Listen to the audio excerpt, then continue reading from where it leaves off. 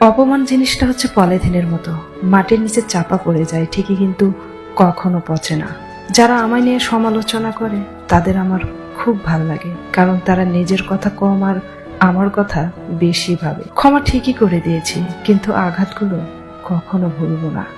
ভরসার হাতটা যতই বিশ্বস্ত হোক না কেন, স্বার্থে আঘাত লাগলে ছেড়ে যেতে সময় লাগে না।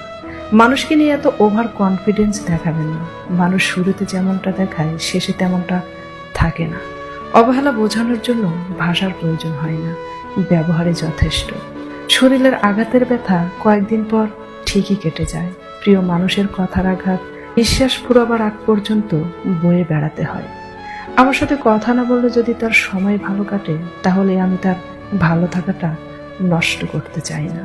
স্বার্থ থাকলে ময়লা কাপড় থেকেও সুগন্ধি আসে, আর স্বার্থ ফুরিয়ে গেলে সুগন্ধিযুক্ত কাপড় থেকেও দুর্গন্ধ আসে।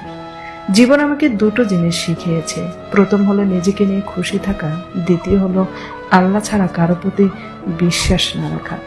রিভেঞ্জ অফ নেচার বলে একটা কথা আছে, যে যাই করুক না কেন সময় মতো তার ফল পাবে। মানুষ চিনতে শিখে গেলে কারো প্রতি কোনো অভিযোগ থাকে না, তখন মনে হয় দূরত্বই শ্রেয়। সংসার জীবনে পরিবারের জন্য পরিশ্রম করে যাওয়া ব্যক্তিটি বেশি অপমানিত, অবহেলার শিকার হয়। কথায় আছে, উপকারী গাছের ছাল থাকে না।